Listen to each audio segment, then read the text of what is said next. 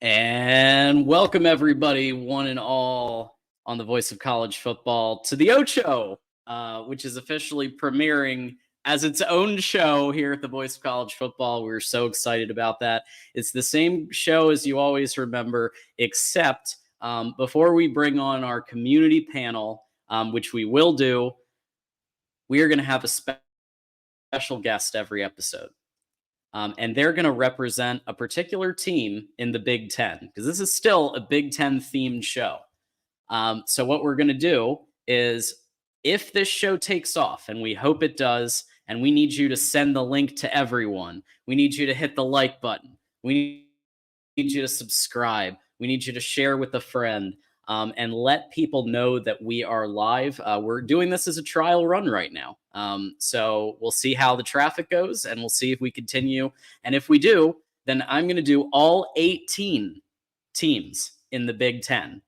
So you'll get to hear from a representative or multiple representatives of shows and channels here at the Voice of College Football, and throughout the internet, on all 18 teams. And you guys can tell me who you want to hear from next and which team you want to hear from next. But definitely hit that like button, subscribe, share, all of that good stuff. Also, send us a super chat. That'll get you to the top of the line. Make sure your comment or question is read. We do appreciate those and all of that good stuff. By the way, I'm John Diadamo. If you don't know me, you can find me on Twitter, John Diadamo. I host this show. I host Michigan Wolverines live every Tuesday night at 8 p.m. Eastern. But without further ado, I think it's time to bring on our special guest, who's going to take us to about the half-hour mark. And what we have here, Sonny Verma, who obviously some of you know, he's part of the Illini cast, has a Big Ten show of his own. Sonny, really appreciate you coming on to the Ocho. It's an honor to be on the debut episode of the Ocho. I've been watching Mark and Voice of College Football essentially since my daughter was born, and she's about to turn 6. So, I've had conversations with him in the past about, an Illinois channel, and eventually he inspired me to kind of start my own. And, now I got 2, between the Illini cast, as you know, I got the Big Ten show, and now, here I am on the debut of one of the new channels. It's an honor. Thanks. Well, I'm glad you're here, and obviously I enjoyed being on your show as well. Right before the national championship, as we talked about Harbaugh and what might happen, and the Natty and everything, and of course that worked out in our favor. So I'm glad I was able to do that. Real quick, I do want to just let everybody know that Moose has said that if we hit 50 likes, Moose is going to buy 5 people a membership to Voice of College Football. So that's a great way to be a YouTube member for Voice of College Football without even having to pay anything. Just hit the like button. Moose will get you potentially a free membership. I mean, why not? Wow. Yeah, it's pretty cool. We also do have speaking of new members, thank you to Robbie Heck Music, who just became a new YouTube member here at the Voice of College Football. So thanks, Robbie, and we really appreciate that. Okay, so without further ado, yes, we're going to get to all things Illinois, and I know that there are actually a couple of people who are tuned in just for that. There are people who are tuned in, I know, and very excited to hear you talk about Illinois football. I was talking to a couple of them, throughout the day on Voice of College Football. So that is something people are excited about. But we do want to get to the kind of one of the key topics here. The Chargers are doing their second interview in their interviewing cycle, and they are bringing Jim Harbaugh back for an interview. Jim Harbaugh just interviewed, as we know, at the Falcons for his second interview, and now he's going to the Chargers for another one. So Sonny, I mean, this has been an ongoing process. Every offseason has been is he going to stay? Is he going to leave? This has been going on for a couple of years now.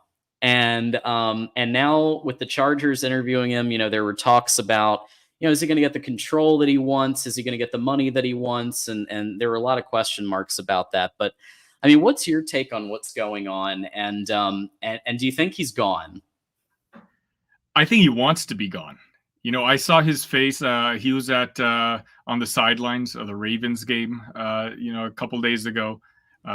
Just like John had showed up for the Michigan final, and you just know, like we talked about this a little bit on the Big Ten show. Like that family is so competitive, and what's different from this year as opposed to the previous couple of years is there's a lot of factors that have changed.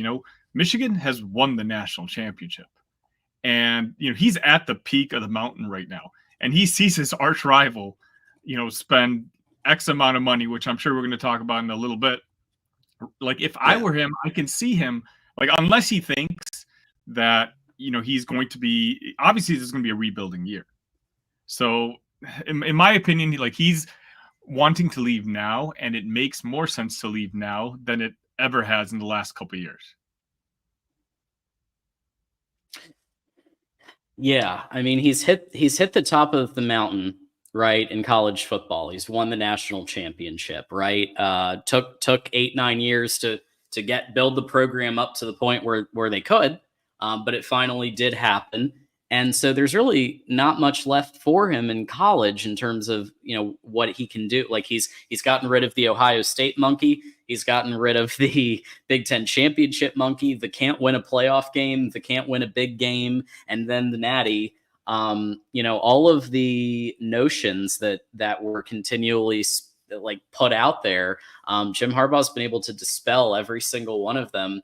But like we talked about, imagine you're at the Thanksgiving table, and on the other side of the table, you've got John Harbaugh, and he's got a Super Bowl ring, and not just any Super Bowl ring. He's got the Super Bowl ring that he beat you with, right? He beat Jim Harbaugh on the lap, And next Thanksgiving it could be 2, right? Because that team looks ridiculous right now. Exactly. So yeah. It's tough. And I mean, I think it needs to be the right situation because, the thing about Michigan is he's got kind of the run of the mill. Like he's got the run of that program. He's got the control he wants. Does he get along with the AD? Probably not. As we've talked about on the Michigan show.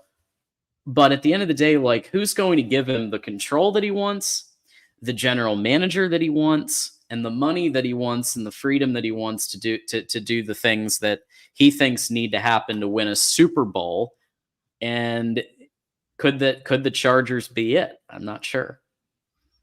I mean, they've got the most important piece in building a football team and having a quarterback there, but they're going to be in significant cap hell too, I believe, when I last checked. So he's going to have to work on that roster. For me, it's a simple matter of as I kind of talked about, the college football world has just changed. Obviously he's got 3 straight wins over Ohio State, but Ohio State is loading up next year, and we don't know when that train is going to stop when it comes to if $13 million doesn't do it, is $15 million the next year going to do it? They're going to keep coming at you, and then I mean this politely. At one point you guys are ready to fire Harbaugh for not being able to beat Ohio State. I assume he's gotten a little time to cool off at this point, but he's, as we talked about, he's at the top of the mountain right now. He can go out on top. He's already a Michigan legend, both as an alum. Sure. He's led to a national champion right now. He can not work the rest of his life, and he's a Michigan icon.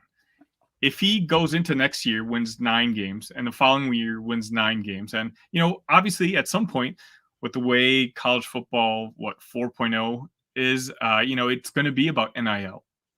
And from what I know of your program, you're much more of a development program as opposed to let's buy the most expensive talent out there. Well, a lot of it, that's fine, but a lot of the other teams that you're competing with now might have both. Ohio State's a well-coached team. They just couldn't beat Michigan, but now they're adding the assets of millions upon millions of dollars. And, it's just, that's going to be a lot of pressure on Harbaugh to kind of readjust his style of coaching and running a program. So for me, it's like, I don't think the Chargers are exactly a great situation to go into. They kind of seem like a mess themselves, but from what I know of him and what you've told me about him, I just think with his college situation being so perfect and being able to step off, at the peak of the mountain, I think he's just going to want to scratch that itch. Yeah. Yeah, it's tough. Because obviously on the one hand, you've got somebody who is probably facing some suspensions. At least a couple games for the Stallion situation. I don't agree with people who think that it's going to be a vacated title. I don't agree with people who think that it's going to be even 36 vacated wins. But he's probably going to have a suspension at the very least, and 6 game suspension in college is a lot better, I think, or a lot worse, I think, than 6 games in the NFL, because 6 games, because it'll probably transfer over. Goodell said he would honor if he gets suspended in college, it would transfer over, which means he would be suspended for the first 6 games of his first NFL season. But that's still better than 6 games in college, because you still have 11 plus this, if you go to the playoff, which he has Justin Herbert, and he's got pieces around him. He's going to draft good players if he's the coach. He's going to draft probably Michigan players, at least some. It's like Pete Carroll when he was coming in, right? Pete Carroll, knew all the talent very well, right? Because he had been in college, at the highest level. And Jim Harbaugh will have that same advantage, I think. So I don't know. But to play devil's advocate, if you're going to be suspended 6 games next year, I think we both agree is probably going to be somewhat of a reloading year for Michigan. Obviously, Ohio State looks really talented. Oregon looks like they're going to be really tough to deal with. Being gone for 6 games seems like the ultimate excuse to be just kind of okay next season. Like, you're not going to be under fire if you struggle next year, because you'll have that built-in excuse that you were gone for 6 games, and in the meantime, what you're doing is you're loading up for that 2025 run, where you can, obviously, you guys winning the national championship this time, you won it this time, but you got a late start on the transfer portal. And obviously, if Jim Harbaugh doesn't end up leaving, you're going to have to replace a lot of these guys. So, now I didn't think about that point before. So, it might do him a favor to just stick around and build up that little, cushion from the Big Ten base. Yeah, no, I think you're spot on there. But yeah, I guess we'll see. Oh, I think I know who this is who's commenting in. So thanks, Justin, for stopping by, and one of 2 people, and it's not me. So I'm pretty sure it's Justin. I mean, and you can of course catch him on Nebraska Cornhuskers Live here at the Voice of College Football. So that's always appreciated. So real quick, we just want to remind everybody that you can either become a Patreon member or a YouTube member here at the Voice of College Football, just like this guy did. Robbie Heck Music. So thank you. And Moose is saying that if we get 50 likes, he's going to give 5 people a free membership. So, get on that, hit the like button, or join our Patreon as well, just $5, and we'll talk any team all of the time. Okay, congratulations has to go to the Ohio State Buckeyes for being off-season champions. So let's dive into each of these. So obviously they just hired a new AD, Ross Bjork from Texas A&M, and one thing he can do very well is NIL. He's built one of the most extensive NIL programs in the country, Texas A&M, and we know that Ohio State has been putting the money train towards some of these players, and $13 million is what we've heard. Caleb Downs was obviously is transferring from Alabama to Ohio State. They just got Julian Sayin, I think his name is, the 5-star quarterback. So now they have 2 5-star quarterbacks coming up next year with Aaron Noland and Julian Sayin. We'll see if they both stick around or if somebody's going to peace out and try to start somewhere else. But still, what they're doing is they're making moves and they're in win now mode. Sonny, I mean, they need to beat Michigan. You're exactly right. And again, this is kind of what the face of college football is going to be moving forward. Because, I mean, none of these guys, and I say this with all due respect, my wife is a Buckeye, so I have nothing against the Ohio State program. These guys aren't signing up because it's Ohio State. I have a couple people in the NIL world, and they've told me that Caleb Downs got $2 million to go to Columbus. $2 million. That's completely unheard of for That's good money. Non-quarterback, especially in Columbus. That goes a long way. But that's just kind of the reality, and let's just say Ohio State, obviously they've built a super team this year. They end up beating Michigan, and let's just say they go ahead and they win the national championship this year. Guess what happens next year? Another team with big donors, LSU. They're going to say, hey, look, we have the coaching staff in place. We've got a good coach. Look what Ohio State did. That's what we need to do. And all the donors are going to gather up, just like they've done with Ohio State, and all of a sudden they're going to spend $15 million the following year. Then, it's basically become an arms race at this point. And Ohio State is just extra desperate just because, the fact that you guys hoisted the trophy just about a month ago. So it's just reality now. Yeah. And look, as far as Bill O'Brien is concerned, obviously he did help, get a Heisman to Alabama. They could have won a national championship, but, he's had kind of a record as being a kind of up and down kind of coach over his career. Last season at the Patriots, 12.8 points per game. But he's had good moments too, right? He revitalized Penn State when it was in the complete dumpster. One of the best coaching jobs of my life of watching college football was that year. Yeah.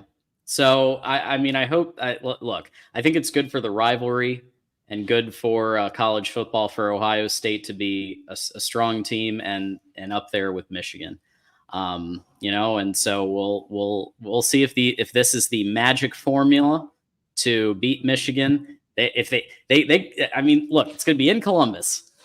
It's going to be with all this talent, and Michigan is probably going to be running Alex Orji, right? Yeah, there's zero pressure on the Michigan side this time. All the pressure is going to be on Ohio State this time around. Absolutely. Yeah, and we have some Buckeyes who are going to be on the panel in a little bit, who I'm sure will add more light to all of this. But you are here to talk Illinois football, and I've had some people in the chat who are like, we need to be talking Illinois football. So you all asked, and we're going to give it to you. So now you've been following Illinois and a little backstory. That I'm sure you remember from the last time we talked. I did watch an Illinois football game. I went last year to Ann Arbor and froze my ass off and saw that game where Illinois, in my opinion, Sonny, if you had stayed healthy all year, that could have been a playoff contender team. That's how good it was. That defense was ridiculous. DeVito was an underrated quarterback, and Chase Brown, that running back, I think was one of the best in the sport. And I think it was an underrated team because of the injuries, because of the fact that, there were games that you lost that you would have, I believe, won if everybody had been healthy.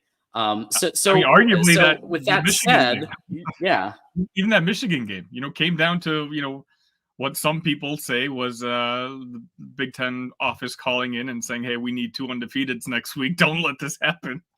No, I mean, I agree. It's we start off 7-1 2 years ago, and then we kind of faltered at the end. There's a couple of games, but to be honest, historically, at least for the previous like 7-8 years, we were just a god awful football team. And I don't know. I hate talking about injuries because anyone who pays attention knows, some key guys got hurt at the end of the year, but it sounds like I'm making excuses. So I just don't know if the team, the mentality, that locker room was ready to win yet, if that makes sense. Again, 8 wins is, quite impressive. And again, they took a lot of teams to their limits, including, your Wolverines. So what happened? I'm very well aware you did. So what happened last year? One of the reasons that team was so good was that secondary, and that defense was, Johnny Newton's going to be the first defensive tackle taken in the upcoming draft, and he was maybe the 3rd or 4th best player on that side of the defense last year. You talk about, Devin Weatherspoon, who finished top 5 for Rookie of the Year. He said 3 of the top 70 picks in the NFL draft were Illinois defensive backs. Okay, so we lost a lot of talent in the defensive backfield. We lost our defensive coordinator, who obviously took the job at Purdue.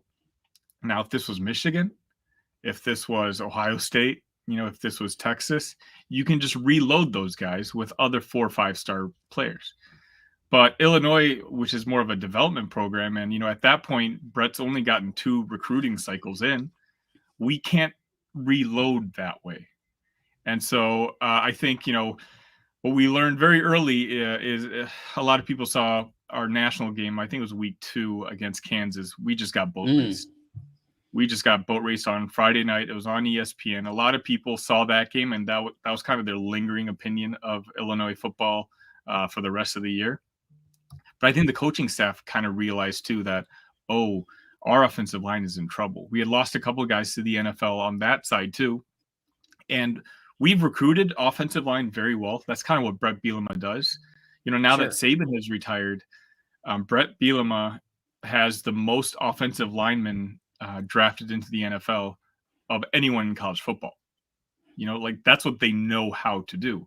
But the problem with offensive linemen is they take a while to develop. And so, some of the guys just weren't ready to step up yet. And so the offensive line for the first quarter of the season, I think, was one of the 10 or 15 worst in the Power 5. We're just moving guys around trying to figure out what could work. Losing those 3 guys in the top 70, we lost what was supposed to be our defensive captain in secondary captain in Matthew Bailey. He came in for a couple plays against Penn State, played fantastic, and then he got hurt and he didn't play the rest of the season. So he was gone, and we just couldn't recover from that point on. Luke Altmaier was running for his life for the first half of the season, and it was only in the second half of the season where we kind of finally figured out what we wanted to do with the offensive line, place who where, and it ended up being, an average to above average offensive line. And we had some really close games, through the rest of the season. But once the, first couple of games, everyone kind of got an impression of what they thought Illinois football was. And, they were done with it. Yeah, I thought Luke Altmaier was a pretty good pickup. When I heard that it was happening, I thought, okay, well, DeVito's tough to replace, because he was able to really run that offense very effectively. But I thought it was a good pickup. And even in that Kansas game you're referencing, he didn't do terribly. He got 202 passing yards. He completed most of his attempts, right? 19 for 28. Yeah, he threw a couple of picks, as one does from time to time, especially up against a Kansas defense. They've really built that team up, pretty effectively over the years. It's not your grandma's Kansas anymore. 1-win, 2-win football team, right? So with that said, like you said, there were some pieces that went to the NFL who it wasn't just, 7th round. We're talking, some of the best players in college football that you had in your team in 2022. But like you also said, this isn't your grandma's Kansas team. Illinois was 5-7 last year. 5-7 is right. Fine. If you look historically over the last 15, 20 years, Illinois has not been a good football team. Right. So, it was kind of mentioned just because I think We had reached top 15 the previous year. And as you were talking about, our defense was very hyped. We took a lot of good teams to the limits. The step back that we took was really, in the big picture, not that bad. There was a couple games which came down. Same thing. I think we had like a -6 point differential. I don't know if it was in the in conference play. I mean, you're talking about a possession here and there. Wisconsin, we were up 21-7 in the fourth quarter. Then Jazon Newton gets ejected for a penalty, and Wisconsin goes off for 18 straight points. We were beating Iowa with 4 minutes left in Iowa City. A lot of these games, which I'll kind of reference a little bit later, what we've been accustomed to I've been accustomed to as an Illinois fan, is not looking forward to Saturday, just wondering how many touchdowns we're going to lose by. That's not happening anymore. At least now we know we're going to compete. We're just waiting for Brett to kind of bring his horses in and have him, develop his guys. And, it is what it is. But again, going 5-7, then jumping to 8-5, obviously, trajectory, you'd like to go higher. Right. But I think, normally in a normal Illinois cycle, you go 5-7, 8-5, then 3-9. Right. But the fact that we went to 5-7 with a couple, coin flip games in the middle, I can't be too down on the program. I think that's fair. I think it's also actually a positive note on Brett Bielema that we're saying what happened, because Illinois, as we know, like you said, they've had 3-9 years and 2-10 years, and like they've been down as a program in the past. And so, you got to give Brett Bielema his props, I think, for being able to stabilize the program the way that he has. So as you study like what his moves have been for 2024, and you're looking at the pros and cons of what you're seeing, I guess we'll start off with most concern. Like what are you most concerned about for 2024? Well, we got to figure out the whole defense situation now. What I really like about Brett, and why I'm again more confident that he is the right guy for this job, is what he did is he kind of looked at his defense and the way it performed, and he actually looked at Purdue and Ryan Walters' defense and how they performed, which was also not very good.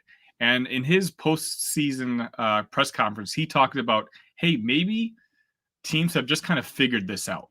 So it's time for us to adjust. Maybe it's not just the players, maybe the scheme, because if we're talking about two different teams, maybe the scheme has been figured out.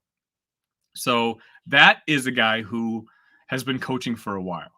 That's a guy who's not stubborn, saying that he needs to do things his way and his way will work, no doubt, which is what we had previously with Lovie Smith and that Tampa 2 defense where everyone was cutting up, but he was just too stubborn to change it.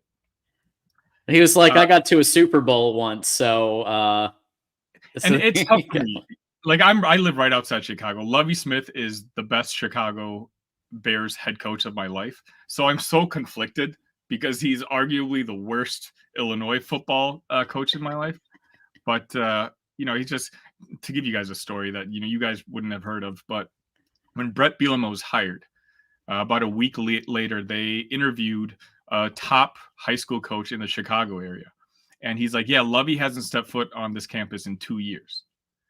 I mean, we weren't recruiting Illinois periods at all. And in a program like Illinois, where no one's coming to Illinois for the name. You need to build on your Midwest ground roots, the guys who grew up watching Illinois football. And Lovie was basically recruiting out of Florida. And don't get me wrong, he got some gems out of Florida, Devin Witherspoon being one of them. But your base recruiting ground has to be out of your home state. Things I'm concerned about right now, we still haven't fixed that secondary. We had one of our starters, Taz Nicholson, who was okay. He was good. I wouldn't say he was on the level of the previous teams. He's transferred to, originally it was Ole Miss, and now I think he's flipped over to Louisville. We need help in that secondary. We need one, if not two more starters at that cornerback position. The talent's getting depleted now at this point. So we're kind of going to wait to see what happens after the spring game, see if we can bring a couple guys in. We'll see how that works out. And let me try to think. Yeah, I mean that's basically what I was losing all that talent. We haven't necessarily replaced it. We've replaced it with guys who've got good coached up a bit, Sure. like athletic talents that Brett looks for. But I don't know if they're ready. And if they're not ready, then we don't have Johnny Newton terrorizing quarterbacks this year. So the cornerbacks going to be tested even more.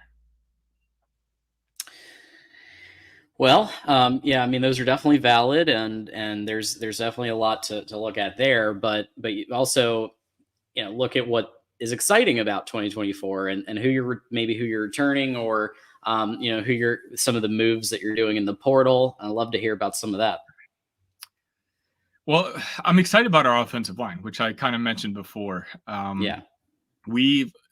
Some of Brett's guys are starting to finally kind of come through. The last couple of years now, we've gotten one guy drafted into the NFL, and that's not going to change this upcoming NFL draft. We're going to have Isaiah Adams drafted, who we had a transfer in from a very small school, because that's what Brett Bielema does. He develops offensive linemen. We have I believe his name is J.C. Davis from New Mexico. He was projected by PFF Focus to be drafted in the NFL draft this year. He's decided to come to Champaign for his final season.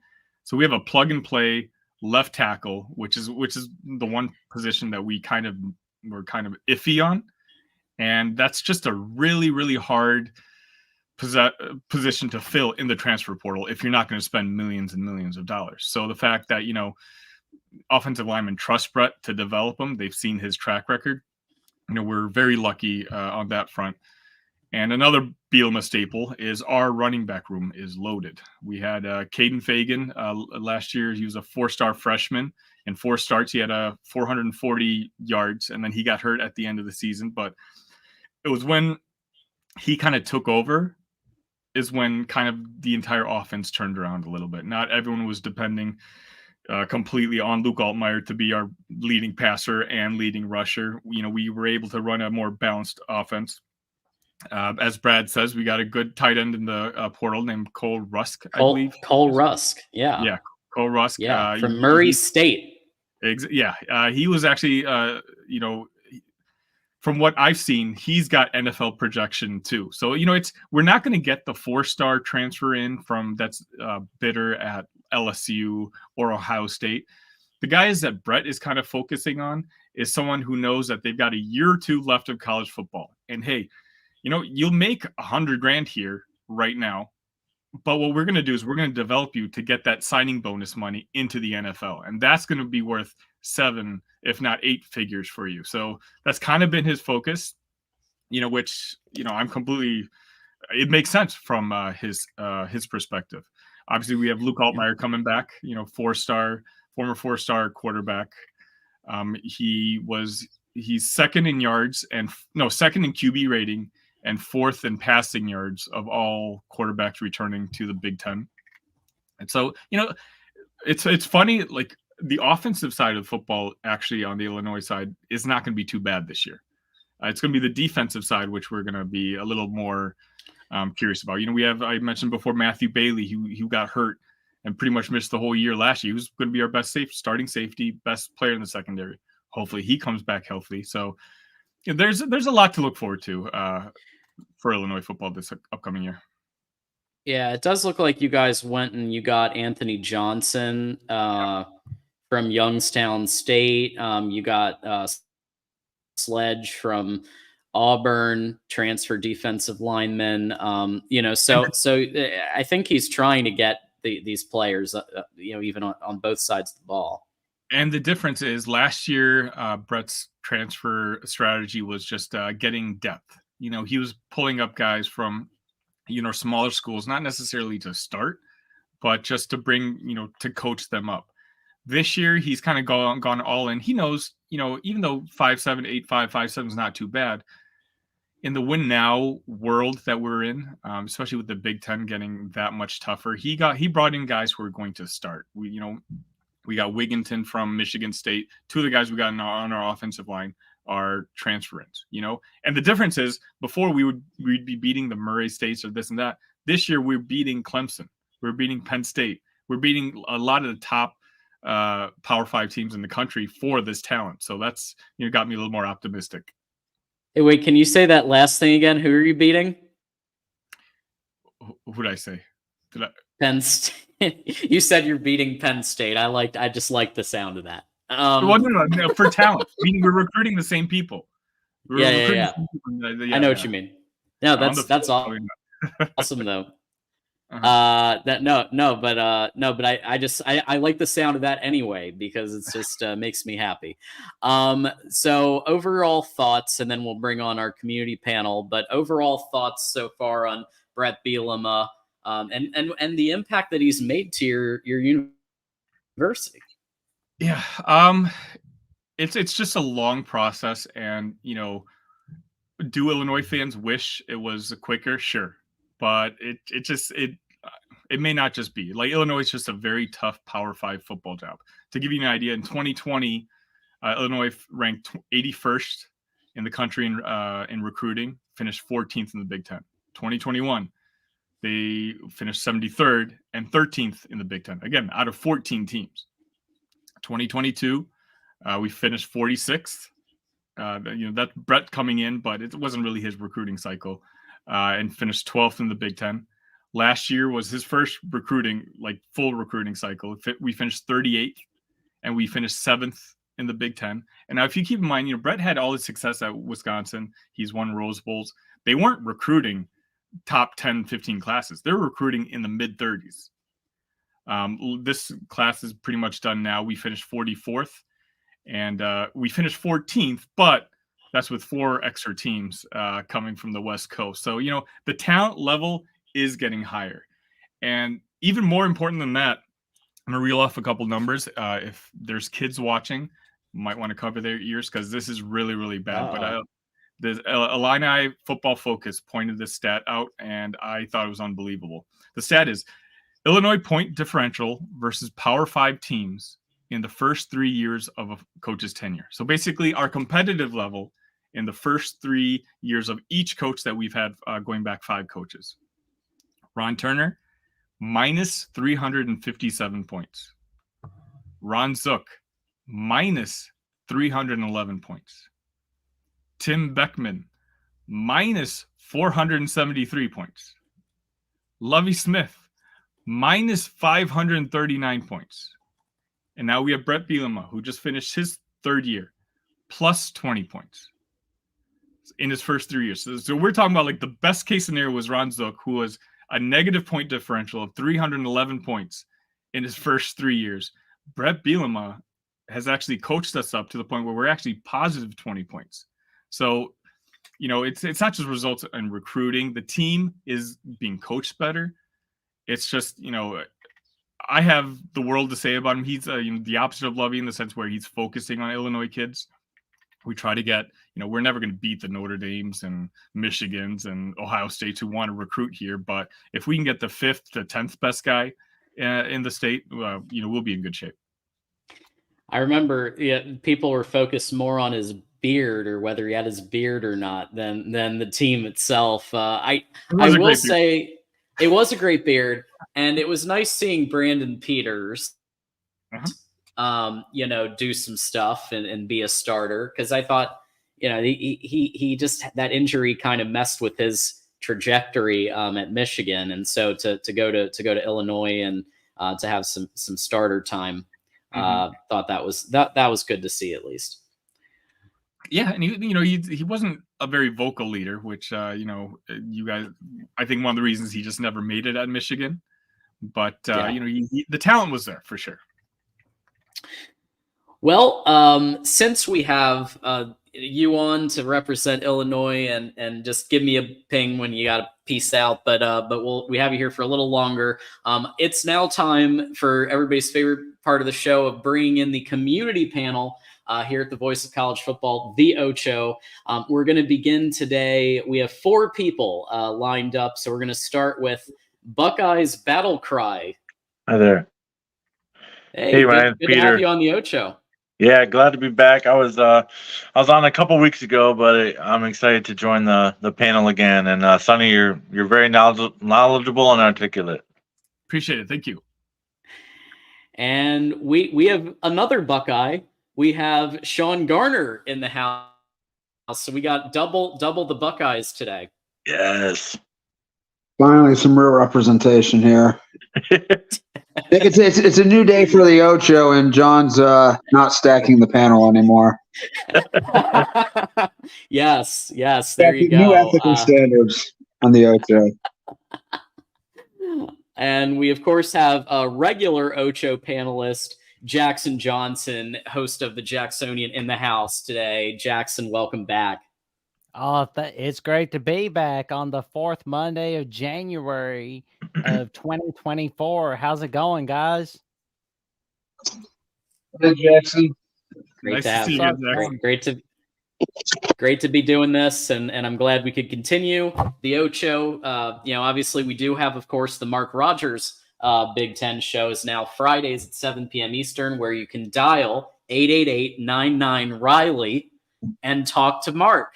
As part of that whole situation. So pick up the phone and dial Mark on Friday nights. But the Ocho's staying right here Mondays every 8 p.m. Eastern.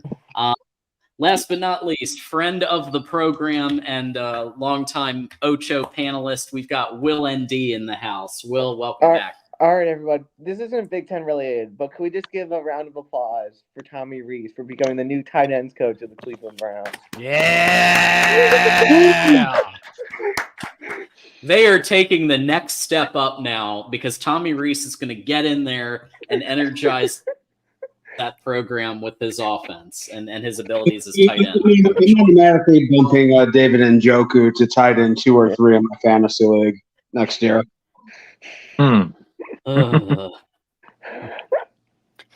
Good Lord. Well, I guess he had to go somewhere, and they needed a tight ends coach. So there you go.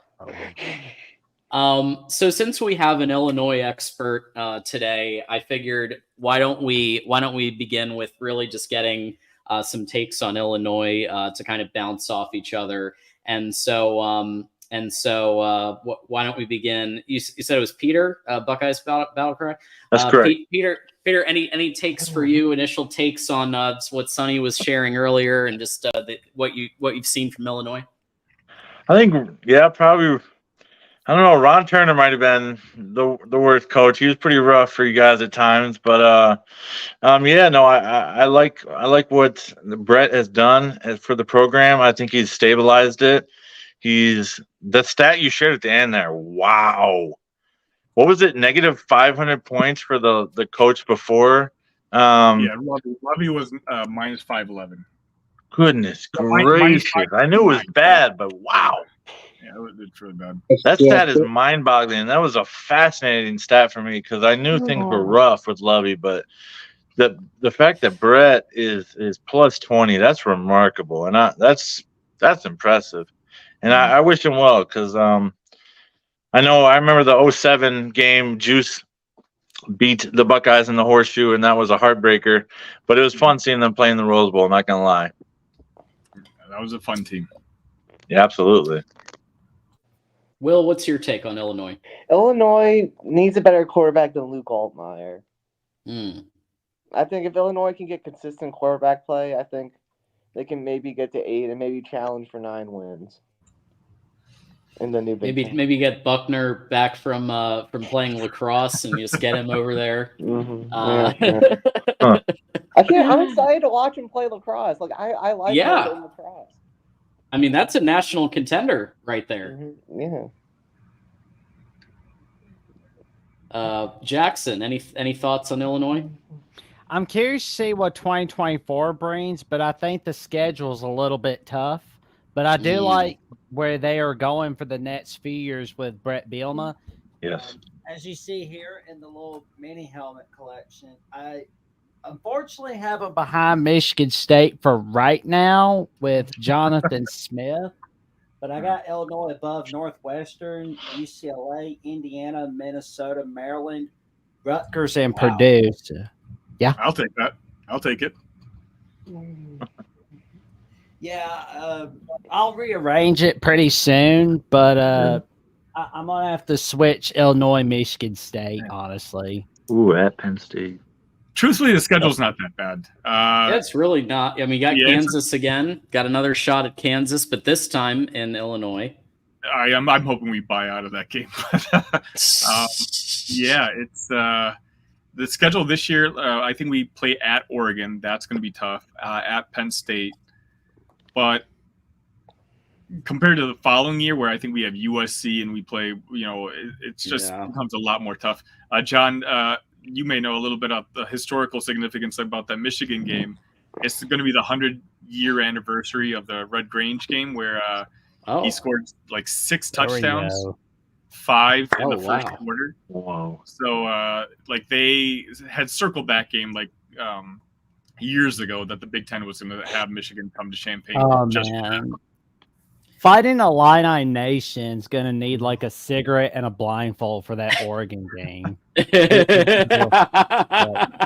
Going to Eugene as well. That is not easy with the talent that they're returning. That's going to be tough. Yeah. Yeah, but at least the end of the schedule. I mean, these are 4 winnable games at the end. Yeah, we got 4 winnable games at the end. Again, the early part of the schedule is not too bad. Right. It's just, Oregon's going to be tough. Michigan's tough. Penn State, okay, fine. You got 3 losses there. But it's like, can you find 6 elsewhere? I think you can. Some of them are going to be coin flips. But it's not too bad. What do you think and Sean will get to your thoughts, but what do you think a reasonable score could be? I mean, I could see 7-8 wins being very reasonable in the schedule. What do you think, Sonny? I think right now 6 is just the goal. I want to see what we do. Brett, just fired our. Another thing I love about Brett is he's not afraid to make a change on his coaching staff if he feels like he needs to do it. Mm-hmm. After his first year, he fired the offensive coordinator. Last year, he hired one of his former players to coach defensive backs. This year, he's gone. Just because he has a relationship with someone doesn't mean he's going to necessarily stick around with you. He understands that he needs to win football games. So, I mean, it's going to be tough. Let's see where Nebraska is next year. I know they're loading up on transfer talent, but, that's kind of does a play translate onto the field? Okay, so that could be a loss. Preview, by the way, for next week. Next week's episode of the Ocho will be the Nebraska show, and we're going to have Corn Nation. And we're John Johnson from Corn Nation, and we'll have Justin from Nebraska Cornhuskers Live coming by for the Ocho next week. So there's a good segue for that for next Monday show. Excited. Excited about the Nebraska show next week. Get your corn ready for that. So Sean, we'll come to you on Illinois and any thoughts you have. Well, first on the schedule next year, I think it's kind of a good thing that you get Penn State and Oregon on the road, because those are games, no matter where they're playing, you're going to be massive underdogs in. So it's better to get, I think, more of the winnable games at home. So I think that's And thoughts about Illinois, I think they're in a similar situation to Indiana in that where they're not the biggest team really in their own. As far as recruiting goes, they're not the top dog in their own state. They're not. They can't really compete for the best players coming out of Chicago. Like Ohio State got Cornell Tate out of there last year. He never considered Illinois. That was never a thought. And it's tough. You got the Chicago and the St. Louis area, a lot of good players, a lot of good talent. But Illinois, I don't think they don't have the presence, the fans' presence in those areas that they need to compete with the Missouris and the Michigans and Notre Dames and Ohio States in there. So they're in a tough spot because they've got so many good quality programs right around them, just vulturing their talent. And I mean, I've been in Chicago a lot. I've seen almost no Illinois shirts or Illinois. I mean, there's more Michigan and more Notre Dame fans in Chicago than there are Illinois. So it's an Chicago uphill. really is a Big Ten hub. I mean, you see Wisconsin, like 20% of my high school graduating class went to Iowa. So you have a lot of Iowa fans here. So, yeah, I mean, you're not wrong. The passion is there, especially on our basketball side. Basketball. Illinois basketball fans are as passionate as any as you're going to find. Why? Because they've been successful. They're a relatively good basketball program. The football program, our previous AD, just wasn't very forward thinking, and he just made bad hire after bad hire, and the fan base has basically developed some sort of apathy for the football program, saying, hey, we're not going to bother paying attention. When they do, and should Brett be able to turn this around to even just like modern day, like Wisconsin, Iowa level, win those 8-9 games a year. Again, we're one of the bigger alumni bases actually in the country. So like the amount of people are there and the passion is shown on the basketball side. I just think that the football side they need you to prove it to them that you're going to be worth their time. Well, with all that said, Illinois, we will be watching this season, and we will be. It's good for the sport to have Illinois good, and I think Brett Bielema has been doing that for all of his pluses and minuses.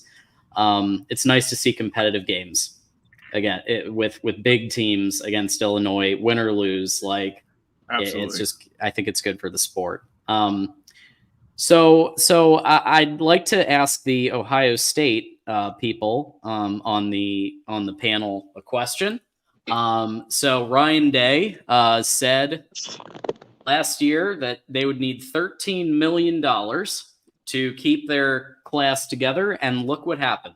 They got $13 million with NIL and hired the guy who basically was responsible for building the Texas A&M program to an NIL powerhouse. So Peter, I'd like to get your thought on the news that we're hearing about Bjork and NIL and just like the moves that you've made the last few months to grow the team. Well, it is an interesting hire. A lot of people on the message boards were thinking it would be Martin Jarmond, a Gene Smith disciple, or somebody else that might be hired for the new AD position. I thought for sure it was going to be Jarmond or one of the other candidates under the Gene Smith tutelage. And when it wasn't, I was pretty much in shock, but I was pleased. It's an outside hire, and he made some interesting decisions hiring Hugh Freeze in the past. He made an interesting decision extending Jimbo Fisher and giving him the fat contract that he got. So that kind of gives me a little bit of pause with Bjork. But of course, I'm willing to see what kind of decisions he makes with Holtman on the basketball program.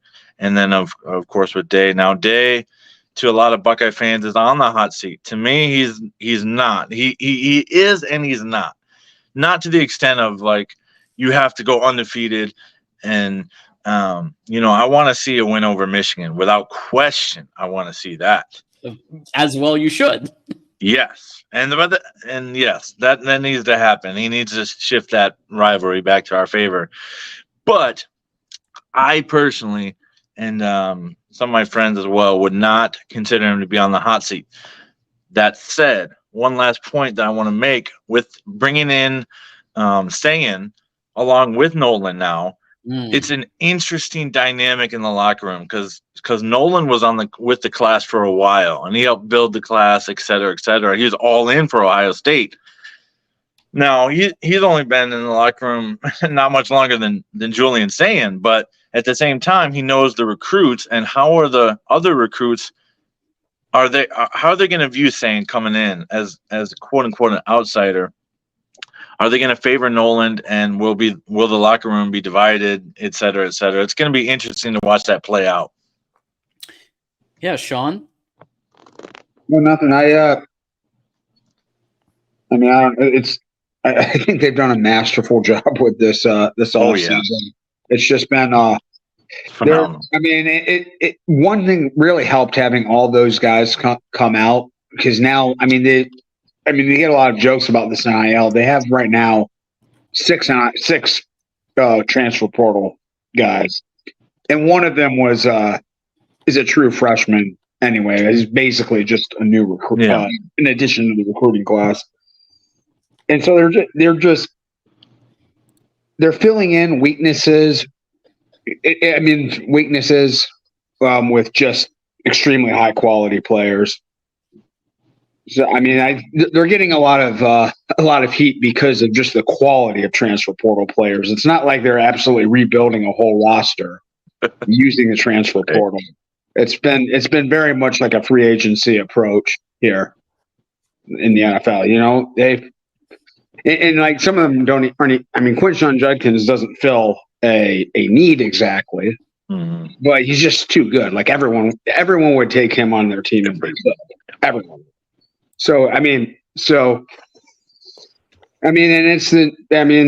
They're embracing, the new world of NIL and the transfer portal. They actually kind of dragged their feet the past couple of years on it, or we're waiting to see exactly how to approach this. We've seen teams that have been like very aggressive and try to like completely, reform the way they do everything and just build through NIL and portal players really fall flat. A&M, Miami, it hasn't worked out for them. So you've got to maintain your core identity, and they have. You do. Yeah. Well, MGO blog or other blogs are just saying these are mercenaries that are coming in now, for Ohio State, and they don't care about the program, they don't care about the game, et cetera, et cetera. But I just don't buy into that narrative. Michigan would not have won this national championship without the portal additions they had last year. Yeah. So I mean, like, it's the game. Everyone's got to do it. You're spot on. Yeah. Sonny or Jackson or Will, any thoughts on? I know Sonny, we talked about it earlier, but Jackson or Will, what have you been seeing? What's kind of your take on the Ohio State's moves? I'm mad that Notre Dame didn't go after Caleb Downs. I'm not gonna lie. Like Xavier Watts and Caleb Downs starting at safety would just be amazing for us. But I mean, Caleb Downs he was the best player in Alabama as a freshman. I mean, watch his film, man. He is legit, and I knew he would be legit out of high school. I didn't think he would be I thought he would be that good as like junior year. I didn't think he would be immediately that good. The guy is phenomenal. So I think that's going to make teams passing against Ohio State scared and less successful for sure. I mean, if I'm an Ohio State fan, I just own it. I mean, they are, for the most part, they are mercenaries. Like I know the transfer portal worked before, but it's always been that way. I get it. But you guys are going above and beyond anything that's ever been done before. It's okay. This is what college football is becoming. It's not ideal, depending on what kind of style of college football that you like. But let's not pretend it is what it is. No, I don't think these guys are necessarily going to care about the game as much as the guys, 5, 10, 15 years ago did. But that's just reality now. That same thing goes for the Apple Cup. Same thing goes for like all the different rivalries in the country. They're just new guys. Mm-hmm. You look even though at these rosters for Michigan and Ohio State, there aren't nearly as many guys from Michigan and Ohio and other parts of the Midwest. That is a very good point. Games. I don't know how invested necessarily like Blake Corum coming from Virginia / Maryland. I mean, did he grow up, fully invested in who was going to win this game? I think people he cared a lot about it at the end. But when he was at Michigan, he definitely cared. What? It was because of Biff Bogey was his high school coach, and then he went on to be at Michigan. That's why. Mm-hmm. Yeah, but I was just using that as an example. I'm saying broadly. There's there's a different dynamic to this game now. They're not kids. These aren't necessarily all kids that grew up like bleeding scarlet and gray or maize and blue playing. I don't mean growing up. Like I yeah, I would be shocked if most of the players did. But I mean, like freshman year, the day one, you step on campus, you're taught to hate Ohio State. You're taught to hate Michigan. Or if you're, Washington, you're taught to hate Oregon, that. And after 2-3 years of just going to these games, that your blood boils even thinking about that opposite, thinking about your rival. That, you kind of see it in the NBA now, right? Like the rivalries don't exist like they used to. So, I mean, that's just what college football is going to be nowadays. Like, it's not going to, like, whether it'll matter for the fans, sure. Us on the panel, 100%. These games, but the guys in uniform, I don't think it's, I don't think it's going to matter nearly as much. It's going to matter. They're going to go back to their dorms or their house and deal with the fellow students, but I don't think their blood is going to boil like the past few years. I'll say one last thing on this subject, or maybe we'll keep discussing it. But if Ohio State buys the championship, quote unquote, by getting all these players, you're going to see copycats for sure. Or if the locker room falls apart, you're going to see people avoiding that. But you're right, Sonny. This is the new era. This is a new era of the NIL. It's just the reality. It's just how the top teams are going to operate. I would guess. I would venture. I agree. Just this is be huge. grateful you're there. You have the ammunition to compete here. Like me, as an Illinois fan, I all I can do is sit back and watch. And I hope we win 6 games, 7 games. Yeah, it is what it is. Well, to me, that Ryan Day doesn't seem like a culture guy. He could be, but I mean, this is huge for him. Like if he can keep these guys together as a team, Ohio State will probably win the national championship. But if it goes the A&M route, it could get like 8-4. So, like, it'll be interesting. And there's a lot. I mean, Ohio State got scooped on some guys by NIL bags just being dropped. We all know that Justin Scott photo with the, right. Oh wait. He's just looking. I mean, yeah, it is. I think it is completely inaccurate to say that Ohio State is just going ham on the NIL front, and they're just trying to buy players. They're spending their resources wisely. I mean, Jeremiah Smith. The only reason Jeremiah Smith's commitment was in doubt over the last few months was because of the NIL package. I mean, he was maybe not going to go to the best receiving room in the country, because other places were offering him more. Yep. Right there. So well, I've been thinking about a lot of the NIL guys, especially the Ohio State guys. There you go. There you go. Wait to be subtle, Justin.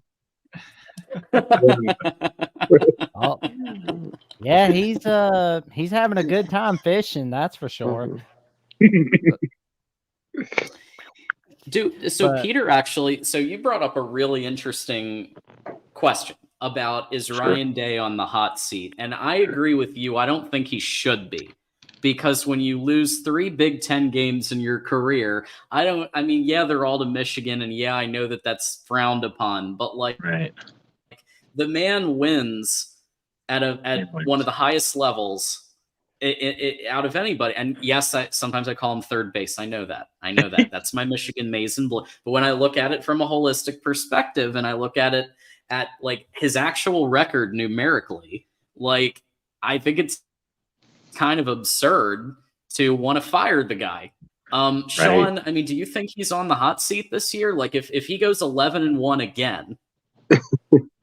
The 12-team playoff helps a lot because you could still lose to Michigan and no divisions in the Big Ten. If you go 8-1 in the conference, you're probably playing for the title. So there would be a chance to redeem himself this year that he hasn't had previously. Yeah. So it's a different environment, different year. But yeah, I mean, imagine he loses to Michigan twice next year. I can't imagine he comes back. No. Oof. Oh goodness, right? Yeah, Unless yeah. they get It's shot in the playoffs against Michigan. I mean, no, I mean, I there's enormous pressure to perform for him this year, and that there's no two ways about it. The program expects a national championship or like bare minimum to be playing on the national championship game. Yeah. I mean, like those are just the expectations this year, and anything short of that, I'm not sure he'll get fired if say he loses one game in the regular season and goes to the college football final and they lose to Georgia, something like that. But he'll get a lot more criticism than any other coach in the country would. That's not going to be viewed as a successful season by Buckeye fans next season. Well, and all this hot seat discussion on Ryan Day, that's pretty much like throwing the baby out with the bathwater for sure. Because when you there it lose your is. rival every 'Cause, time, Jackson, there's got to be a line, man. There's got to be a line. Like if you I know, but you look back Harbaugh didn't win this game though till his seventh year. At some of the past coaches. Well, Ohio in State college had football. higher expectations then. I mean, he took over Urban's program. I know, Yeah. but you look back at some of the past coaches in all of college football, like Eric Persigi, for example. Well, that was had different. USC was when it compared. USC was like better than Ohio State was now back then. I mean, that was prime USC. Yeah, And Notre Dame before era was bad. Okay, Yeah. and I do want to back up Will's point as well. Okay, we had this guy as our coach, 5-7. So went from that to 10 wins right away. So class, no headsets. Like there was a little bit of a grace period there. And a lot of people forget about Tom Osborne, how he had a losing record against Oklahoma before Barry Switzer resigned as head coach of Oklahoma. He couldn't get a big win against Oklahoma for the longest time. Dabo Swinney, when Steve Spurrier was coaching at South Carolina, only got 2 wins against South Carolina when Spurrier was there. So, I mean, there's a lot of coaches that are really fantastic at what they do that unfortunately had a losing record against their rivals for the longest time. If Ryan was losing to the Purdue's of the world like Urban Meyer was, dropping games that he shouldn't have been dropping and losing to Michigan, I'd say he'd be on a hot seat. But he's not. So he's not on the hot seat for me. Oh, if he's losing to like an Indiana or a Purdue, they're going to basically give him a spanking for that. I mean, like the Ohio State under Day has absolutely taken care of business against, the teams they should. They don't have even close games against teams that aren't like top 10 teams. Like they're not every game they pretty much beat down when they're not playing Notre Dame or Penn State or Michigan. Yep. Well, and I think there's a lot of opportunities for this season where Ohio State can get the job done. I think the schedule's a little bit easier, particularly the non-con schedule. I mean, you're going to have a pretty easy September. I mean, Michigan State's not exactly in the Duffy, Dark Hurdy days or the Mark D'Antonio days. They're in the first year of Jonathan Smith. So that'll be a They have an excellent quarterback coming in, though. Like that guy's going to. Michigan State they should make a bowl. Aiden Childs, should make a bowl and probably win 8 games. Be on the upper tier. And I mean, I know that Michigan's going to be a tough one, but Iowa, I don't think is going to get the job done against the Buckeyes. Let's be real. No. I mean, Nebraska's not ready yet. But Penn State can't get the job done against in the big games, obviously, until proven notice. They really can't get it done. So you got Oregon at Autzen Stadium. That's where you're really going to be in trouble. First test of the year, right there. I'm so excited for that game. Oh man. I can't believe that's going to be a conference game. I'm excited. Whew. Yeah, that's a Should be good chance for a rematch in that one too. I think my feeling is those are the two best teams in the conference going into next year.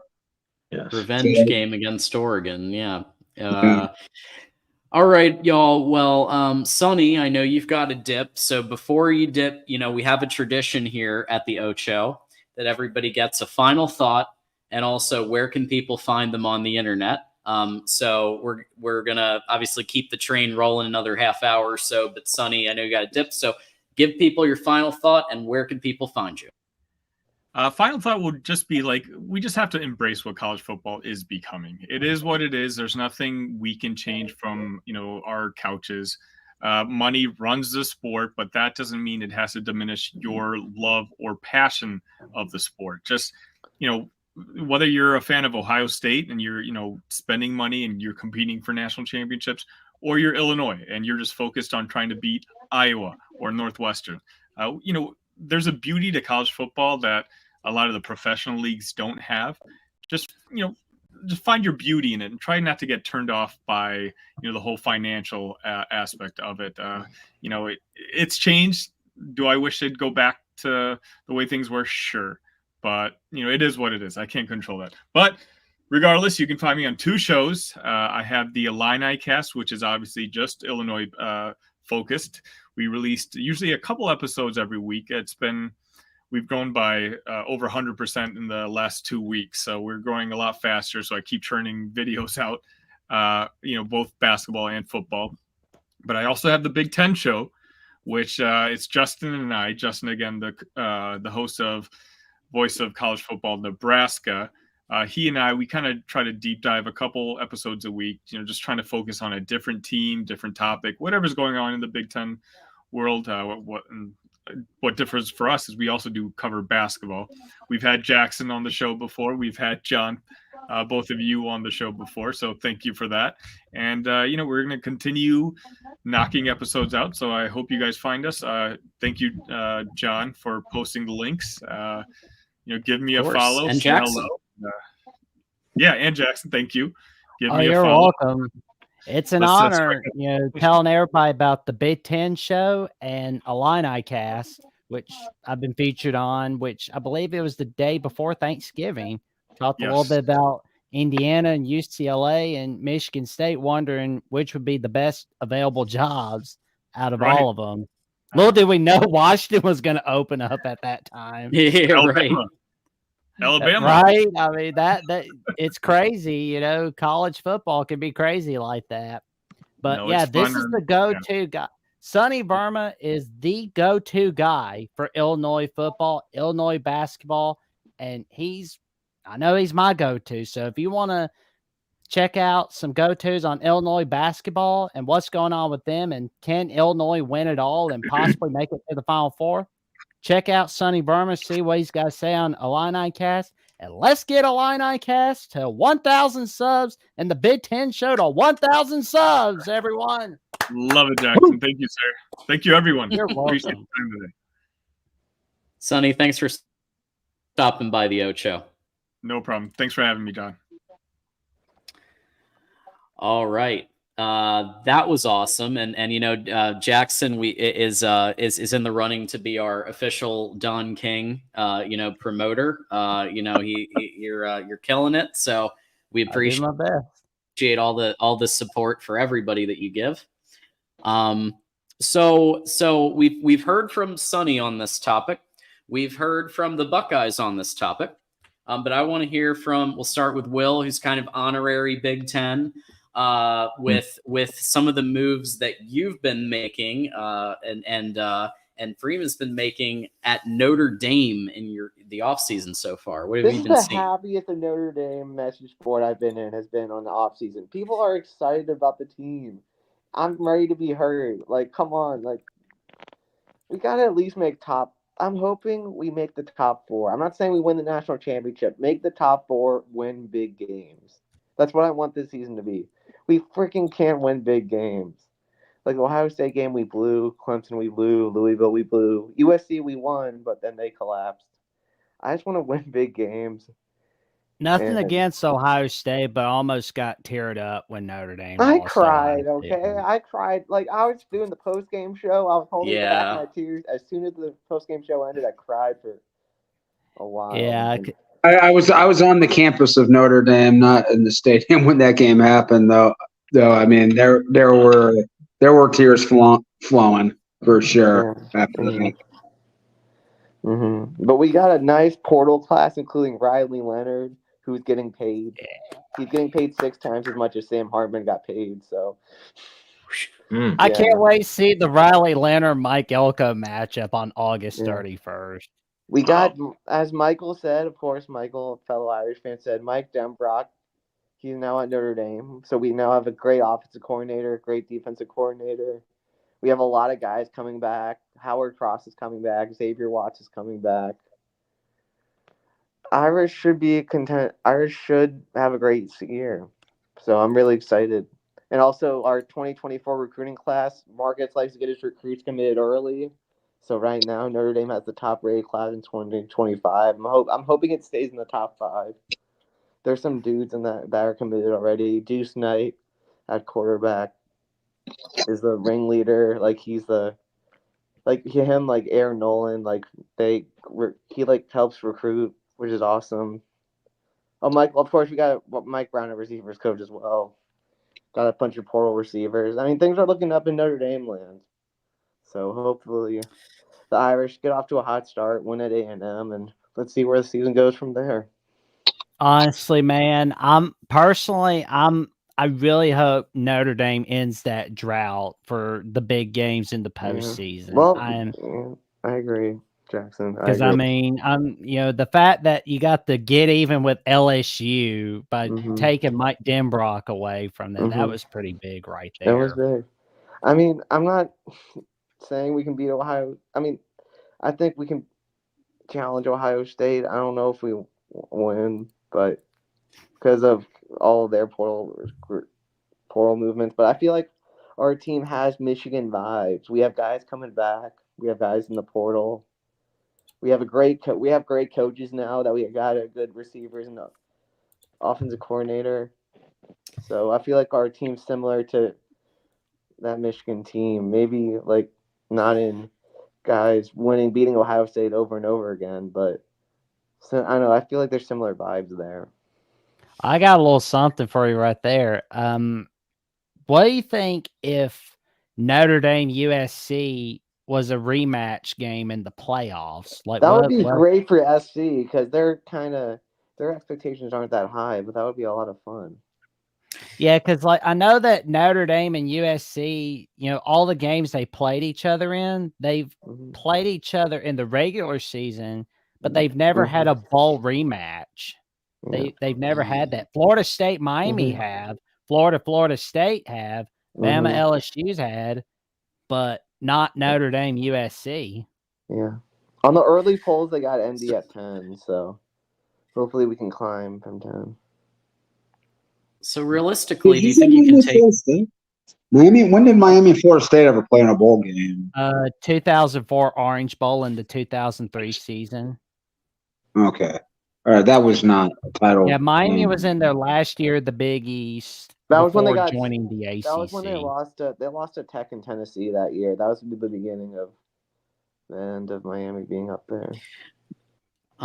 Will, so Ralph asked me to pull up the Notre Dame schedule, and I just did. And to me, it doesn't look that bad, actually. He said it's not easy, but last year we had a 4-game stretch, which was tough. It's not as bad. Like, okay, Miami backed out. Miami, we were going to play Miami at home, but they backed out. They allowed them to back out, so they're trying to find a 12th game. Oh man, if I had it my way, Miami would be playing in 2025. So I don't know. If I had it my way, Miami would be playing Florida and Notre Dame every year, along with Florida State. Yeah. I don't know why Miami was allowed to back out, but they backed out. I guess it's maybe here's the thing: if you can take A&M, then that's probably 4-0. Yeah, I agree. Yeah. A&M got massacred in the portal too. So yeah, it'll be an interesting game. oh yeah, this is a very manageable schedule here.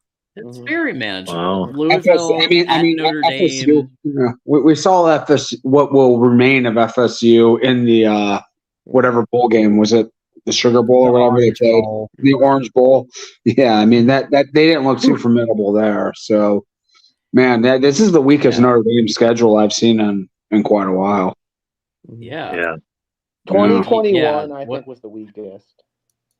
This seems extremely doable. Florida State might be a little hard, but they've lost a lot of talent. USC, Miller Moss looks pretty good as quarterback, like really good. He looked in the bowl game. But honestly, this to me looks like 10-2. I'm hoping better than that. I'm hoping better. I think they can do a lot better than 10-2. Yeah. 10-2 would get you a playoff spot.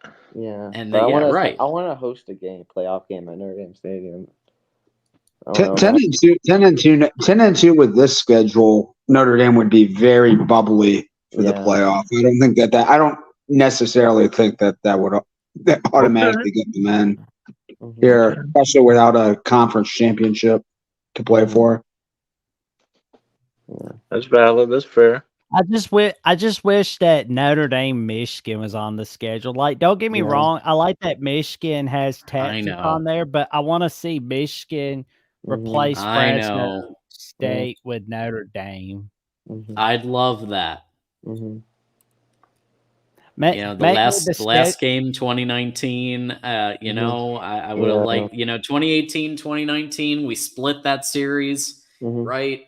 I went on record as saying I thought Brandon Wimbush was actually Wimbush had the interception problem. That's why BK quit on him, but I don't know, man. I thought he was scarier against Michigan because we had trouble with the run pass quarterback, and Don Brown didn't really have an answer for Wimbush, and meanwhile Ian Book, Ian Book, a little bit more one-dimensional on the in terms of the run, his run ability. I'm being honest. I think we would. I mean, we would have beat you in the COVID year, but you probably would have beaten us the last 3 years.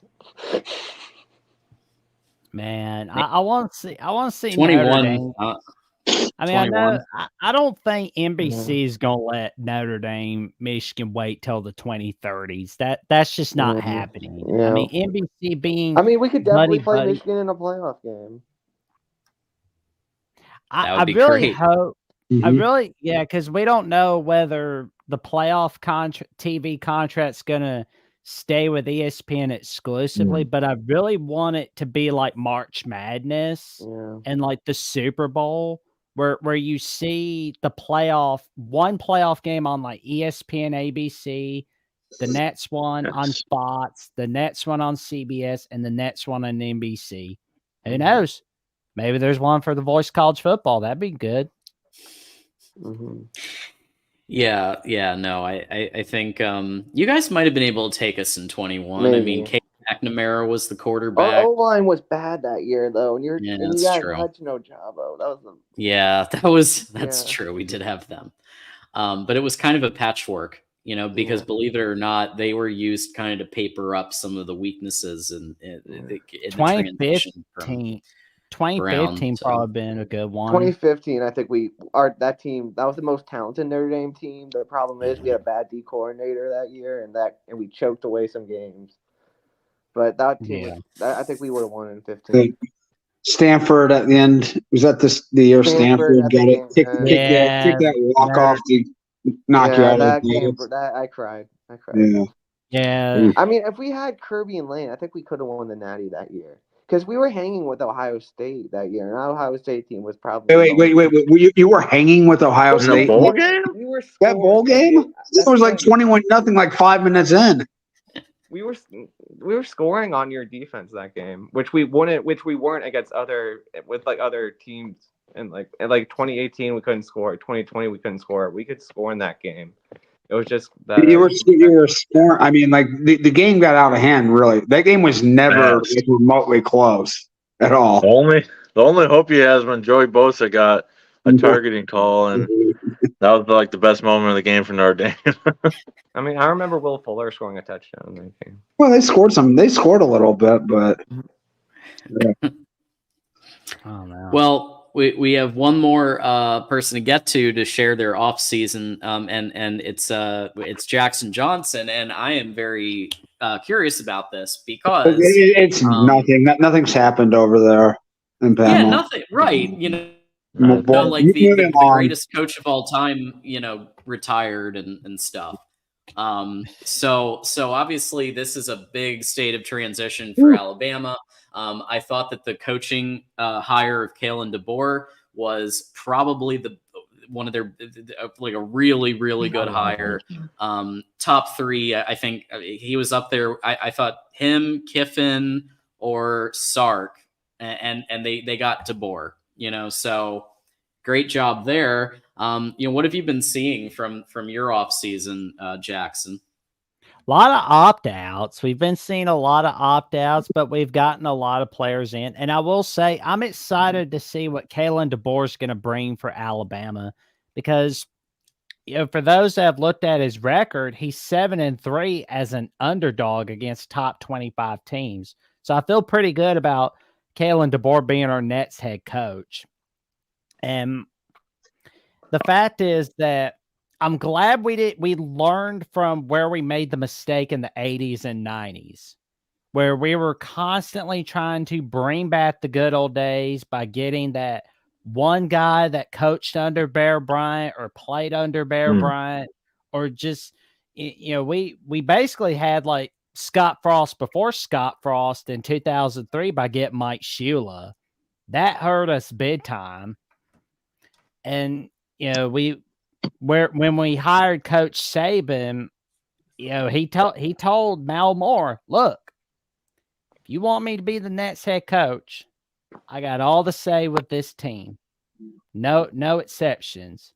And I think they're doing the same thing with Kalen DeBoer, which makes me feel that we got a bright future ahead of us. I don't think we're getting 6 natties anytime soon. That's not happening. I mean, I'm not expecting that. That you won't hear that from me. You're not going to hear that. You'll never hear that whole that's not what Saban would have done for me, but you will hear that from a few noisy Bama fans. Yeah, where they go, oh, well, that's not what Saban would have done. Well, we're not in the Saban era anymore, bro. But that's it's bound to come to an end at some point. But I thought he was going to be going another year or two. But the Reese Davis interview was really interesting, and like the insight that he was able to get out of Saban, and talking about how he really blamed himself for the 4th and 3 call that they made, at the end in the Michigan game. He blamed himself for putting Alabama in that position. But I think he was being a little modest because at the end of the day, like, I think that's probably an 8-4 or 7-5 team without Saban at the helm. Like, Saban got that team through strength of will to the playoff. He squeezed every ounce of talent out of that squad. Oh, yeah. I mean, we looked like a disaster in the first half of 2023. I mean, especially with those penalties. Like, I still get mad to this day that we didn't win by more than 6 against Texas A&M because we cost ourselves a touchdown in that game, especially that blocked field goal touchdown. It was just, good God. We cost ourselves a penalty with that game.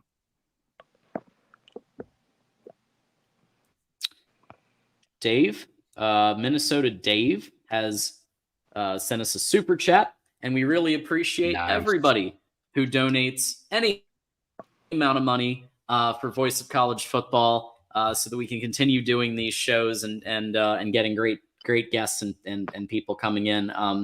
So we could call that playoff game that we're broadcasting the Ocho Bowl. Wouldn't that be something? So thank you, Minnesota Dave. Nice, the Ocho Bowl. I love it. I love it. But who are the representatives? That's the question. Would it be like a Big Ten representative, or would it just be any old team? Have to be. Ooh. Yeah. Maybe Sonny's Illini could be the representative. There you go. There you go. Be down for that. Rob is pointing out DeBoer is going to have problems. Bama fans don't play. I mean, what are the expectations, do you think, for DeBoer in his first year? I don't know, like, what the Bama fan. I know there's Bama fans that are going to be patient, that grew up like before Saban, but the ones that are like, there's a lot of guys that I think that are a lot of their fan base online that are like my age, because like I've only known Saban at Alabama. They're not going to be. I don't think they're going to be very happy. Yeah, most of the time, like when you replace an all-time great legend, you at least have the benefit of taking over the roster and the program that he built. That's all completely gone now. I mean, like they've lost. They're losing massive roster losses. Yep. Complete, almost 100% turnover in the coaching staff. I mean, it's very, very different. I mean, this is like an expansion program right now. It's they're it's going to be, I think, rougher than a lot of Bama fans even expect. That's just my initial impression here. Like that Camp Randall game could be competitive. Oh yeah. Oh, for sure. Oh, without question. Definitely. Wisconsin, Georgia is going to be rough for us. I mean, Georgia, because we know that Kirby has learned a lot about how to get revenge from Coach Saban. So he's got that Bama game circled on his calendar. Yeah, the schedule here. Yeah, you got some doable games, but was at Wisconsin. But then you got, of course, the Georgia rematch, and he's going to say Kirby's going to be fired up for that one, and Carson Beck and everybody. Yeah, I mean, Kirby's going to be rolling up that sleeve and just beating up on Bama. Yeah, but after that, I mean, Vandy, South Carolina at 10. I mean, I could see him going 11. They got that I think it's game's a must win. Tough, but they're really tough. I mean, so basically, they would win every game except for Georgia. Who would that be? Except for Georgia. I mean, LSU lost their quarterback. I'll tell you an interesting game for them might be against Western Kentucky. They don't have – I think they lost their entire secondary this year. No, I mean, Alabama lost their entire secondary, and Western Kentucky can chuck it. That's a 70 times a game. Yeah. Jeez, that would be a rough beginning for DeBoer if he lost to Western. Yeah, I mean, he might call for the hot seat right there. The chances of them losing that game, I think, are pretty low. But there could be some cracks in the foundation exposed in that game. Well, and I know that Alabama LSU is a great game and all, but it's not a rivalry. I really hope that LSU thinks it's a rivalry. At least I don't know. No, I don't care what LSU thinks. I don't care what ESPN thinks. This isn't ESPN. This is the voice of college football. That's how it works around here. There you go. Hey, speaking of that, did you know we have a merch store? So if you go to topqualityshirts.com. Absolutely. And we are getting closer and closer to Valentine's Day a few weeks from now. And, if you want to get that special sweetheart a little something, you can come on in to the merchandise store at the Voice of College Football. Yeah. Because you got all kinds of stuff for subscriber, coffee cup for the top 25 that actually makes sense. Oh, a kid's t-shirt, a ladies t-shirt, a unisex hoodie, unisex flat zip shirt. Let's see. How about a mouse pad? Socks. Nice. How about Voice of College Football socks and Nice. jigsaw puzzle. And my gym favorite one, of bag. course, A dog bowl. my favorite one is the man. dog bowl. That's a fun one. Oh man, you think Gizmo might like that, man? Does he have Gizmo that? might like that. And you do have, for the Big Ten, you've got Michigan as well, USC, and Iowa, who are also represented on the store. So just give it a look. See if there's something you can get as a gift, or just anybody who's a college football fan. Oh, by the way, Moose is saying we are 2 likes away from the goal. And that means if 2 more people hit the like button, Moose is going to go ahead and give 5 people a free membership. All right, I'm about to use my other accounts to like it. There you go. We are close. That's awesome. So yeah, check the merch store out and all that good stuff, and just help support the channel however you can. Maybe hit the Amazon link when you're doing your shopping on Amazon. I just joined Patreon. And we are at 50 likes. Hey, there it is. The Patreon's a lot of fun too, man. Moose. Jumping on the Discord, that's a blast too. So Exactly. And I will say, if you love exclusive live streams, watch parties, predictions, betting advice, and insider looks in all of college football, tune in to patreon.com/MarkRogersTV or become a YouTube member of the Voice of College Football, where you can get some of the best information in all of college football. And you can also be a part of the best post-game show of college football every Sunday nights during the season, College Football After Dark. For some of those that have fond memories from back in the day of college football final of Lou Holtz, Mark May, and Reese Davis, well, you can recapture some of that magic by watching College Football After Dark. And you can have some throwback Thursday moments from that show. That is for sure. Stay tuned.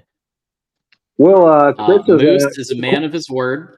Ralph is blowing your cover in the. I know. I said no. Oh God, yeah. I was just gonna blow past I was always suspicious. I was always suspicious of that. I had to say no. I am not Christopher Foote. Nope. There he is. We did get an inquiry about Speedos, and I'm going to say if you are interested in Speedos, you can email Joey Foster at footballnewshour@gmail.com, and he might add Speedos. Gosh, I'm so happy. There you go. I'm so happy I was too young for the Speedo, man. I dodged that bullet. Come on. There you go. All right, y'all. I think it's that time for final thought and where could people find you. So let's go ahead and we'll start with Peter. Thank you for coming back for another week of the Ocho, and let people know your final thought. And if you want to share somewhere they can find you. Yeah, absolutely. Well, it's going to be an interesting offseason for the Michigan Wolverines. We'll see if Harbaugh stays around. We'll see if he takes Minter with him, and just what the transition that's going to happen with the Michigan Wolverines. And, of course, Ryan Day, pressure is on to perform, and I think he will meet the expectations of Buckeye Nation. And I would never predict a national championship for Ohio State, but I would absolutely predict a Big Ten championship. I think that is coming. Michigan will be knocked off the throne. And it's not just because of what the Buckeyes are doing, it's because of what's happening in Michigan as well. Yeah. But you can find me at Buckeyes Battle Cry here on YouTube. Please follow along. It goes live every Thursday at 9 to not interfere with Mark's channel. We go live talking this Thursday about various topics in Buckeye Nation and the Big Ten abroad. So, yeah, join me there, and I'd love to have you guys join the show. There you go, Buckeyes Battle Cry. Thanks for coming by, man. And thank you, man. Have a good night, guys. Good night. Night. So our other resident Buckeye here, we got Sean for final thought. Okay, not much. It's just going to be a long off season here. Long off seasons of Buckeyes. celebrating offseason wins and Michigan then saying, Natty 3-0. So yeah, it's just it's there's not much to talk about because the season is 8 months away. So that's it. I'm just going to enjoy my life until then and occupy myself mostly with other things until we get a little bit closer to the season. I'll be back here though most weeks. So Sweet. take care. That's great to hear. And we'll be trying, if everybody's got to invite people to come watch the show. We're on a trial run right now. If we get through our trial run and people watch the show and like and share and everything, we're going to go through all 18 Big Ten teams this offseason. Every single one, we're going to bring a media guest or a Voice of College Football host on to go through all the teams. So it should be exciting. There we go. Take care. All right, Sean. See you later. Yeah. Okay. Next up, we've got let's go with Will ND next. Very exciting offseason for the Irish. Everyone's pretty happy with how everything's going.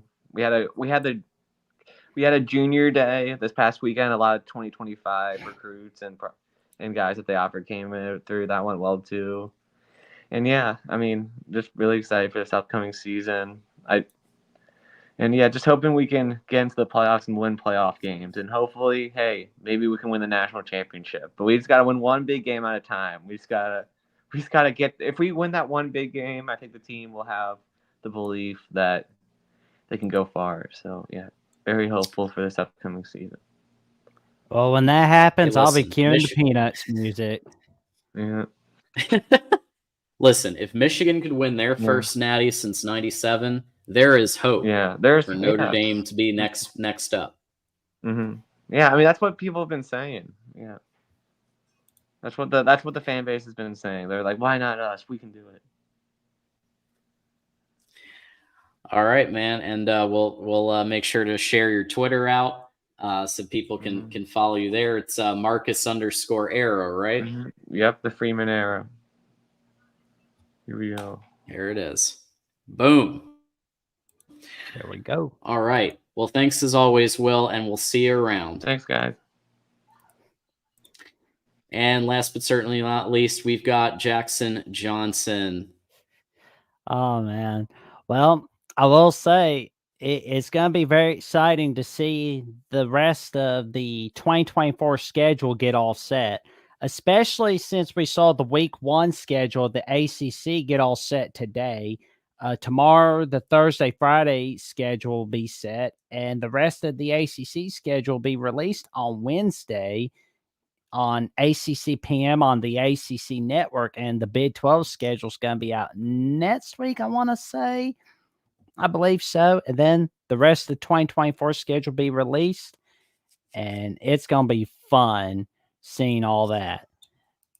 I'm so looking forward to it. And you can find me on Threads at Jackson Johnson 543908 and on Instagram as well. Twitter at Jackson09960335 and on Jackson Johnson 979 at YouTube, where I'm 221 subs away from getting to the magic number 500.